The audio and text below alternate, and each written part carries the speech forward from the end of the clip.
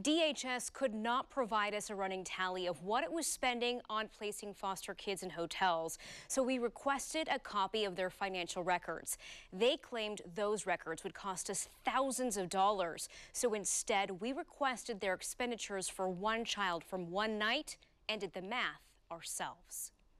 It's a Band-Aid solution to the foster care crisis, and the state is bleeding money trying to keep up. Oregon's most vulnerable children placed in hotels when there's nowhere else for them to go. Caseworkers wind up working through the night just to watch over them. After filing a public records request, DHS provided Fox 12 with this snapshot of what the state agency says it spent on a random hotel stay dated July 8, 2017. You can see the hotel room itself was $169. That's for one child and two caseworkers.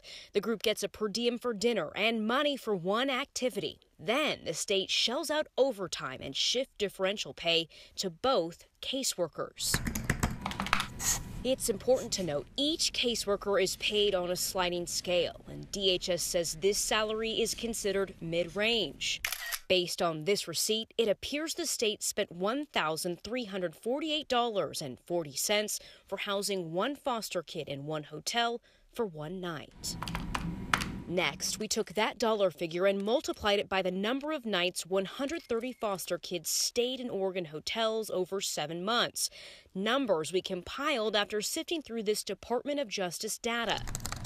We estimated that in a half year's time, the state spent just under $2 million from its Child Welfare General Fund on housing foster kids in hotels, a figure that shows how costly the placement crisis really is. Well, it's a lot of money, but that's the kind of cost when you're doing a crisis response. In direct response to the urgent need for more foster beds, Sean Suib with New Avenues for Youth and Andrew Grover with Youth Villages combined resources over the summer to be a part of the solution. In Oregon right now today, there's roughly 8,000 children in foster care. And if you do all the math, you'll see that's about 9 out of every 1,000 kids. Nationally, the average is 5 out of every 1,000. Both are now partnering with DHS to provide short-term temporary housing for foster youth ages 9 to 20.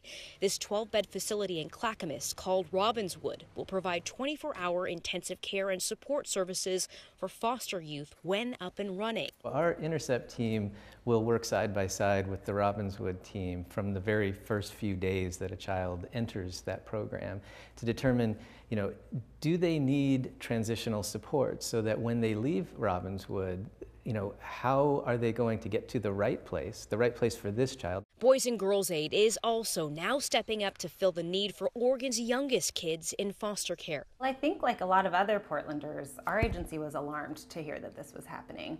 We believe in permanency for children, and what signifies a lack of that more than a child having to sleep in a hotel room. The nonprofit is working with DHS to provide this home in East Portland as an emergency shelter for kids ages 8 and under. They've recruited 2 foster parents to live there full-time, rent-free, and will pay them a monthly retainer for providing care. The organization is also working to establish 2 other support homes to offer additional care for foster kids. Each will have the ability to take in up to 3 children. This is an innovative approach to foster care. Between the partnerships with DHS and these nonprofits, more than 20 beds will soon be available for unplaced youth. It's considered a critical step toward eradicating the state's multi-million-dollar practice of placing Oregon's foster children in hotels. There are a whole host of things that go into the need for a child welfare system. And those things weren't created by DHS. They're part of the reality of the community that we live in. After checking with the agency's budget department, a DHS spokesperson confirmed that $2 million figure is a reasonable rough estimate of what the agency has paid for placing kids in hotels. In response to this story, DHS issued this statement to Fox 12, which says in part, quote, "We believe that in total, the 27 beds coming online this fall, including Robbinswood and partnerships with Boys and Girls Aid and Maple Star, will greatly and probably permanently abate the need to use hotels for youth in foster care."